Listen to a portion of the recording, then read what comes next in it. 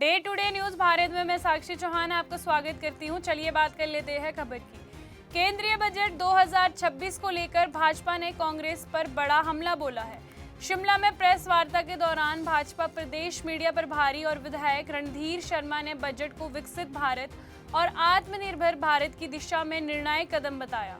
भाजपा प्रदेश media प्रभारी रणधीर शर्मा ने कहा कि केंद्रीय बजट 2026 और 27 प्रधानमंत्री नरेंद्र मोदी के विकसित भारत के संकल्प को मजबूती आधार देती है। उन्होंने कहा कि ये बजट लोक लुभावना नहीं बल्कि सुधारवादी और दूरदर्शी है, जो भारत को विश्व की तीसरी आर्थिक शक्ति बनाने की दिशा में बड़ा कदम है। उन्होंने कहा कि ये बजट आत्मनिर्भर भारत का रोड मैप तैयार करेगा।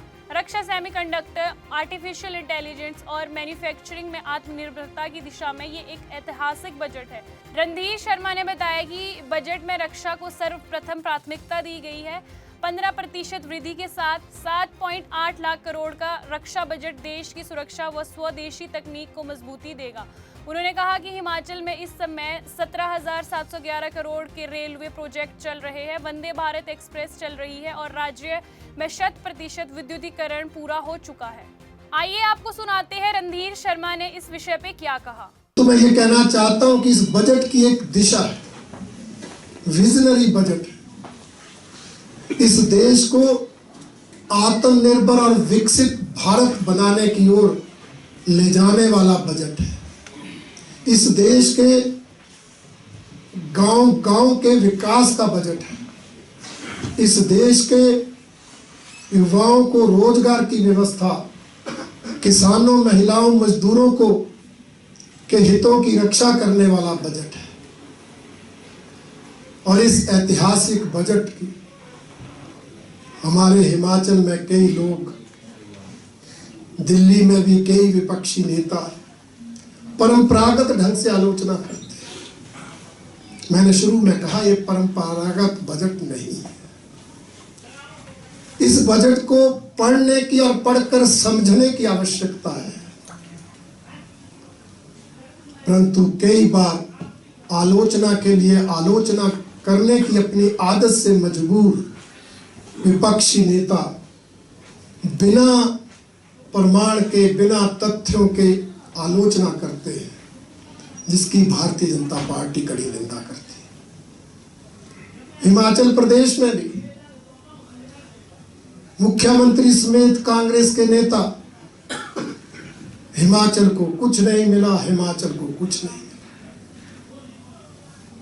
मैं हिमाचल को कुछ नहीं मिला बोलने वालों को बताना चाहता हूं कि ये राष्ट्रीय केंद्रीय बजट है। इसमें प्रदेशों के नाम नहीं आते, इसमें योजनाओं के नाम आते हैं। उन योजनाओं का लाभ प्रदेशों को उठाना होता है। उन योजनाओं से प्रदेश लाभान्वित होते हैं। और अगर हम हिमाचल की दृष्टि से देखेंगे तो हिमाचल का नाम लिखा या नहीं लिखा, परंतु देश में 50 नए पर्यटन केंद्र चैलेंजिंग आधार पर विकसित करने की घोषणा तो की गई। और पर्यटन के क्षेत्र में हिमाचल अग्रणी राज्य है। प्रदेश सरकार प्रयास करे तो इस योजना का लाभ उठाकर अनेक स्थानों को पर्यटन केंद्र विकसित करने की दृष्टि से सेंटर से, केंद्र से बजट ले सकती है। हमारी सरकार ने अगर किसानों को लाभ देने के, हाई वैल्यू क्रॉप्स को बढ़ावा देने की बात कही है, तो अगर नारियल, काजू हिमाचल में नहीं होता तो चंदन के वृक्ष तो हिमाचल में लग सकते हैं। हिमाचल सरकार केंद्र की उस योजना का लाभ उठाकर चंदन की खेती करने को, चंदन के पेड़ लगाने को और उसकी मार्केटिंग की व्यवस्था करे। केंद्र की सरकार की योजना का लाभ उठाकर हिमाचल के किसानों को लाभान्वित किया जा सकता है। इसी तरह से नरेगा के अंदर, जिसे अब जी राम जी कहा गया है, 95,000 करोड़ रुपए का बजट है। तो उससे हिमाचल प्रदेश का हर मजदूर लाभान्वित होने वाला है। जो मनरेगा का पेंडिंग पैसा है, हम भी विधानसभा क्षेत्रों में जाते हैं, अनेक लोगों की शिकायत रहती है, हमने नरेगा में काम किया था, पैसा नहीं मिला। उसके लिए अलग से 30,000 करोड़ बजट जारी किया गया है, तो उससे भी हिमाचल के मजदूर जो है वो लाभान्वित होने वाले हैं। सूक्ष्म एवं लघु उद्योगों को बढ़ावा देने के लिए 10,000 करोड़ रुपए की योजना लाई गई है।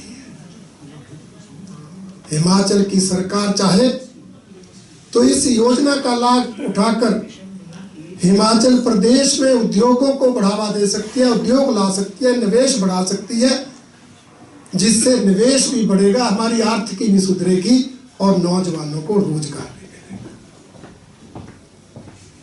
इसके साथ साथ बायोफार्मा शक्ति योजना, हमारा हिमाचल तो फार्मा हब पहले ही है,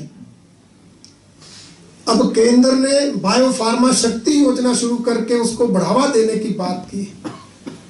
हिमाचल प्रदेश उसका भी बहुत ज्यादा लाभ उठा सकता है अगर सरकार की मंशा सही हो। खादी ग्रामोद्योग हस्तशिल्प के लिए इतना बढ़ावा देने की बात कही गई है कि इनके प्रोडक्ट्स को भी हम निर्यात करने की स्थिति में आए, इनकी गुणवत्ता इतनी बढ़ाए कि निर्यात हो। उसके लिए बुनकरों को प्रशिक्षण देने की बात की गई है।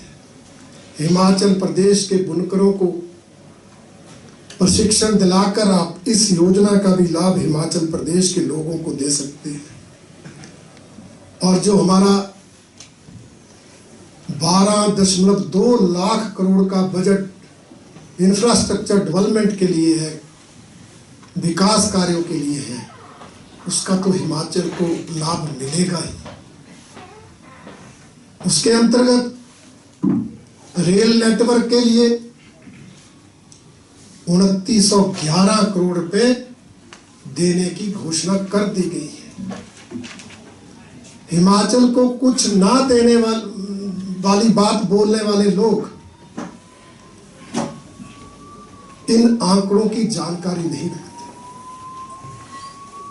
हालांकि प्रदेश सरकार रेलवे नेटवर्क को बढ़ाने के लिए केंद्र का सहयोग नहीं कर रही है। जो रेलवे लाइनों का, रेलवे नेटवर्क का काम हिमाचल में चला है, जो 17,000 करोड़ की योजनाएं प्रदेश में चली है, उसमें जो स्टेट का 1900 करोड़ का शेयर अभी जो है हिमाचल सरकार को देना बाकी है। दूसरों के पर आरोप लगाने वाले झांके, क्या 3 साल में रेलवे नेटवर्क के लिए 1 रुपया भी दिया? 1900 करोड़ की देनदारी हो गई है, उसके बावजूद भी केंद्र ने 2911 करोड़ रुपए के बजट का इस साल प्रावधान कर दिया। ऐसे ही आने वाले समय में सड़कों के नेटवर्क के लिए जैसे जैसे डीपीआर जाएंगी, जैसे जैसे योजनाएं जाएंगी, उनको बजट मिलता रहेगा। इस बार तो बजट में 3 आयुष एम्स खोलने की भी घोषणा की गई। राज्यों के नाम नहीं। जब 11 एम्स की घोषणा हमारी सरकार ने की थी, तब भी हिमाचल का नाम नहीं, परंतु हिमाचल सरकार ने प्रयास किए थे, हिमाचल को एम्स मिल गया। आज सरकार प्रयास करे। हिमाचल से ही हमारे स्वास्थ्य मंत्री हैं, हम इसे लेने की भी कोशिश करें। पर अगर हम आलोचना ही करेंगे, अगर हम निंदा ही करेंगे, तो फिर ये ना तो केंद्र की सरकार से न्याय होगा, ना हम वांछित सहयोग प्राप्त कर पाएंगे। इसलिए इतना कुछ हिमाचल को मिल सकता है, उसके लिए सरकार को प्रयास करने की आवश्यकता है। शिमला से हमारे संवाददाता अनीश चौहान की रिपोर्ट। आपको बता दें कि day to day news Bharat निष्पक्ष तरीके से पत्रकारिता करता है। हमारा कोई भी रिपोर्टर किसी से कोई उपहार या विज्ञापन स्वीकार नहीं करता और ना ही किसी को ब्लैकमेल करता। हम समाज के दबे कुचले लोगों की आवाज बनते आए हैं और आगे भी बनेंगे। अभी के लिए फिलहाल इतना ही। देश दुनिया की तमाम खबरें जानने के लिए day to day news Bharat को देखते रहे। साथ ही हमारे चैनल को लाइक, शेयर और सब्सक्राइब करना ना भूलें। नमस्कार।